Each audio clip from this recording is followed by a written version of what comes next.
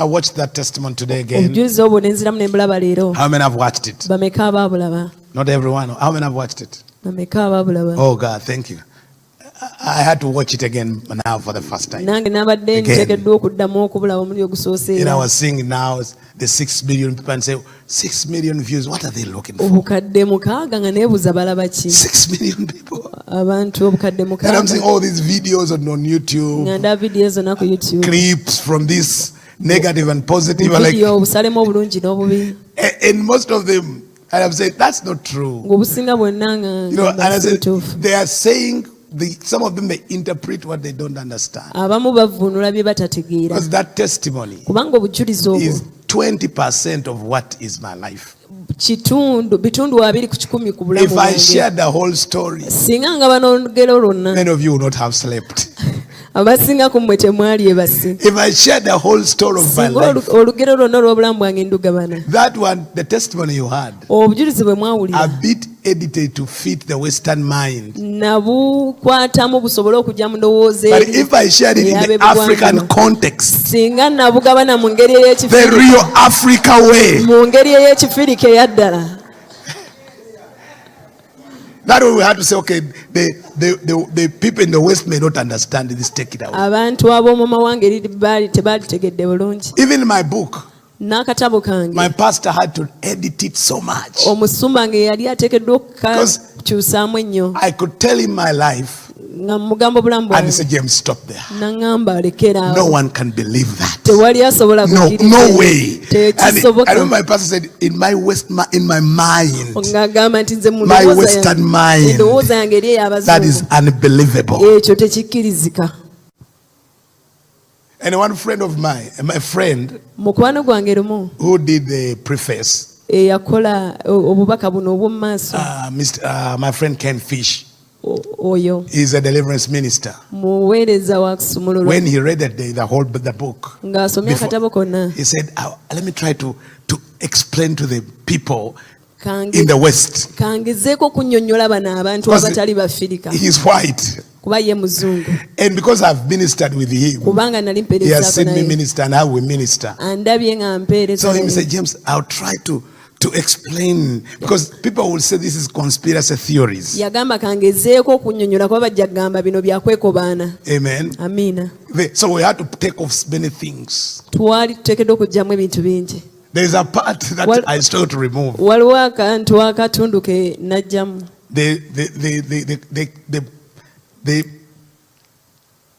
The master, the ruler of Satanism in the world, is a leader of a religion. And what I experienced when I was before him, and what I went through in that city, my pastor said, please, you are not ready for such a battle. Don't put in this one. Just make it in parables. Amen. And one day I was sharing with my pastor the level of abuse I went through. The 5 years of being sexual abused. And he stopped and cried. And then he said, James, I'm sorry, but I'll not put this in the book. Because I think people will read it and hate people. They will hate some people and they cannot forgive them. I remember I told him, Daddy, how about the victims of RSA? How are the victims of the RSA? Because there are thousands of children. There are thousands of people who never gain their lives. There are millions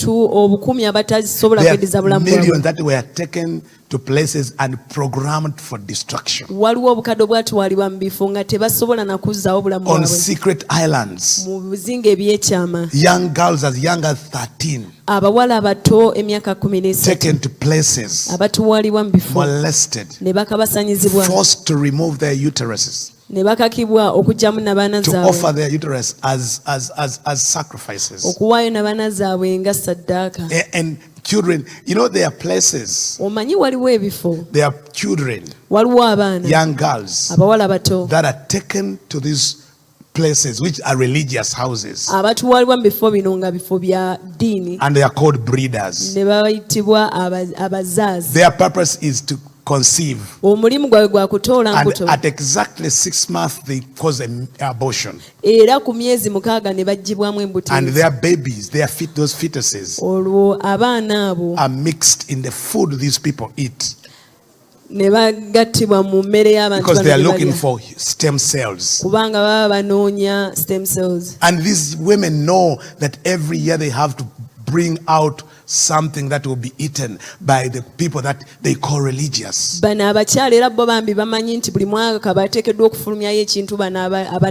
are called breeders. They don't have children, but they conceive and have to give up their children. And they cannot get out of that. And I was telling him that how can we reach out? How can we help those women, those girls, and most of these people that are doing the things are world leaders, very influential, including some presidents of nations who are involved in this kind of wickedness, especially against young girls, against women, against boys, molested every day. Even in this city, boys are picked from the street every night, taken to posh houses, abused by rich men sexually, given drugs, returned on the street. They're using them as deposits of their demons. Yes, even today they are on the streets of, those children you see on drugs. The people who give them drugs are influential. They are rich. They give them drugs, take them back to the street, not for anything. When they need them in the night, they send their drivers, pick them from the street, take them their homes, molest them, sexual abuse them. 10 men on one boy in one night, then bring him back on the street. The next day the boy is like a zombie, and he has gone through that all his life.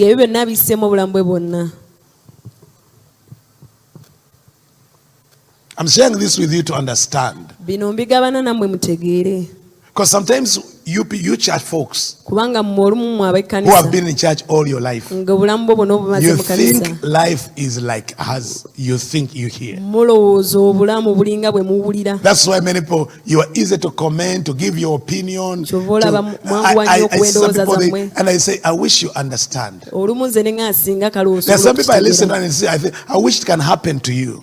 I wish it can happen to you, and you know what's going on. That this is what people go through. This is what people go through. There are many children, there are many people that will never gain their lives again. They are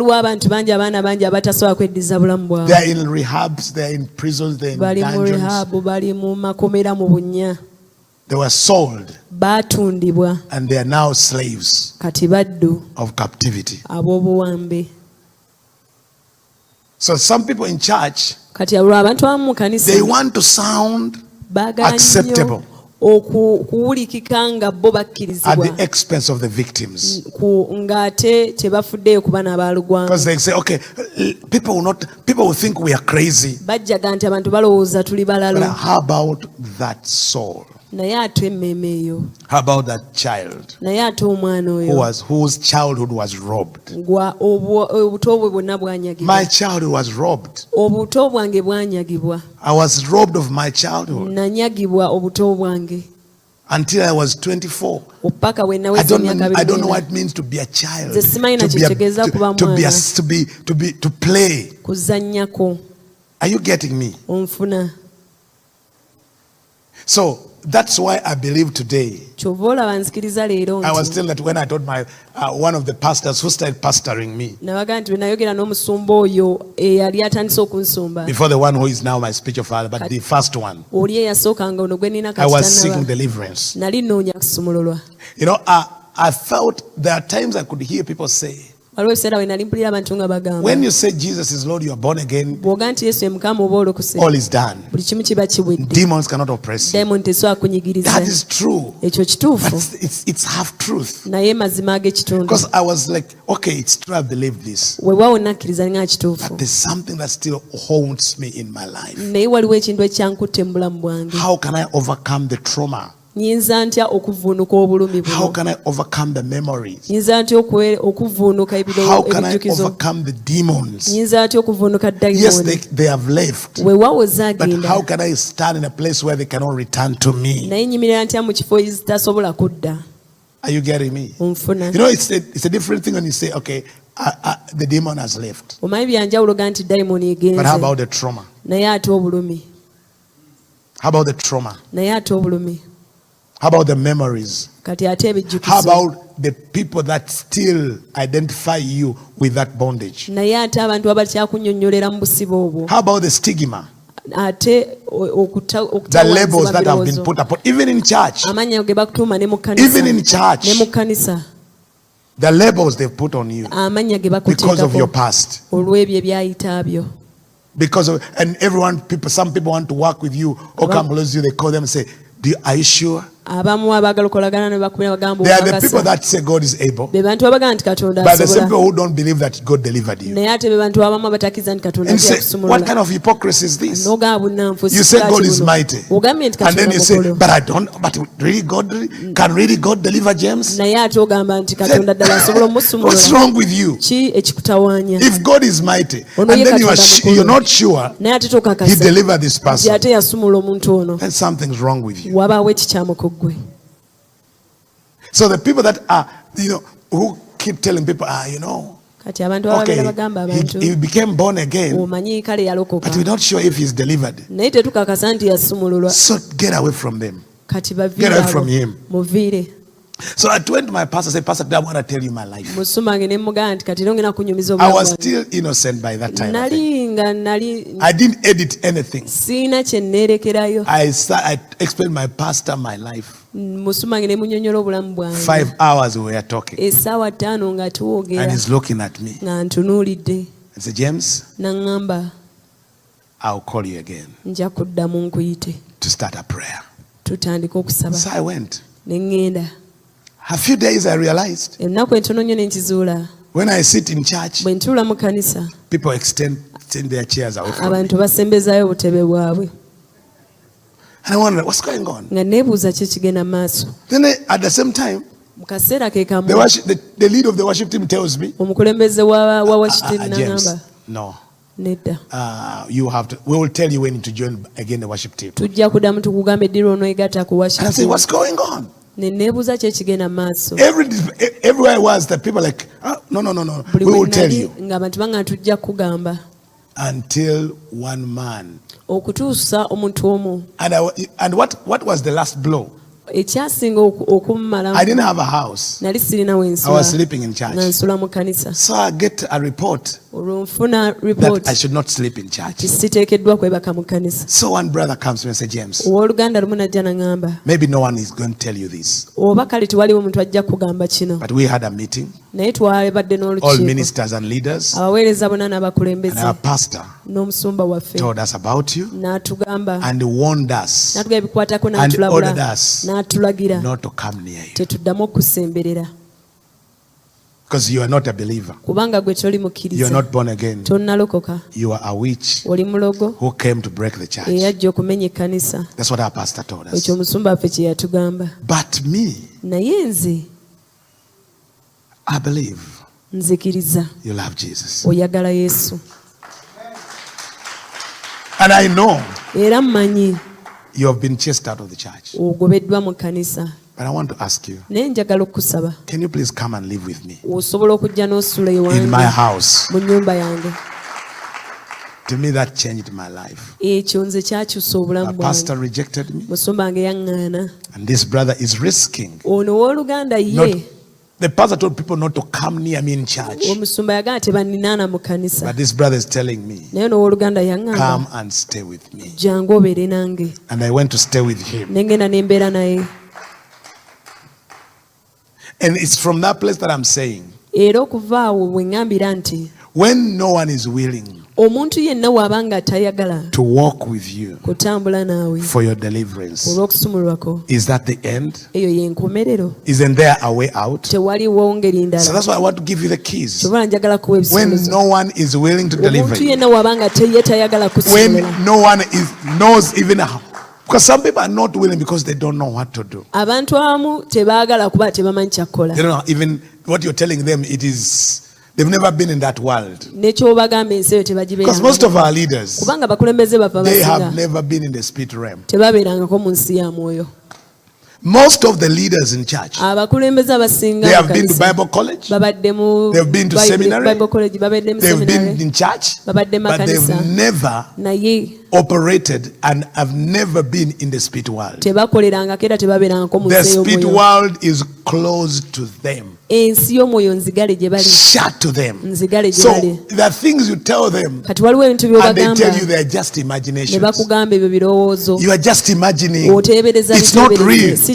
Am I telling somebody? You are just imagining. You are seeking attention. Have you heard those things? You are seeing. It's not true. It's not there. Change your mind. And say, Pastor, it's not about changing my mind. It's real. Let me give one example. When people are under some powers and they say, I'm hearing voices, what do they tell them? Those voices are not real. That's what I say. No, they are not real. You are just there. They are not there. They are there. They're in the spirit realm. This person who is hearing voices, he's not imagining them because they don't want them. They are in the world. They are encountering beings. It's real to them. It's not an imagination. Are you getting what I'm talking about? Now, like you tell someone, a snake is moving in my body. And they say, it can't be. It can't be. Biologically, it can't be. I'm not talking about biology. I'm talking about spiritual things. Yes, biologically it can't. But spiritually, I'm not imagining. One day I told the pastor, look, it's here. And it's moving. I said, okay, what's moving? What's that is moving? He said, maybe. And said, maybe what? Maybe. It's not maybe. So, first of all, don't get bitter. Don't get angry. Some of your people, they love the one who deliver you. But the world where you've been bound, they don't have access. Or they've refused. It's easy. I always pastor, it's easy to play church. To run church. Have a good church program. But when it comes to getting involved in people's lives, to deliver them in bondage, from bondage, it's hard work. And oftentimes it is dirty. Because you're going to go into the dungeons. You're going to go into intercession. It calls for holiness. It calls for your purity. It calls for your integrity, which is a lot of work. Many leaders just want a salary, and they stay in their sins so they are paid. But when it comes to your life carrying the cross for other people, many they prefer Many prefer staying where it is simple. That's why the deliverance ministry, this one we are doing, many don't want it. Many don't want it. They want their church to be so organized and called to hell. You know, some people are so organized on their way to hell. No life. But our church, people destroyed, everybody's okay. So when you come and stir up the realm, they say, man, James, you brought chaos in my church. You brought chaos in my church.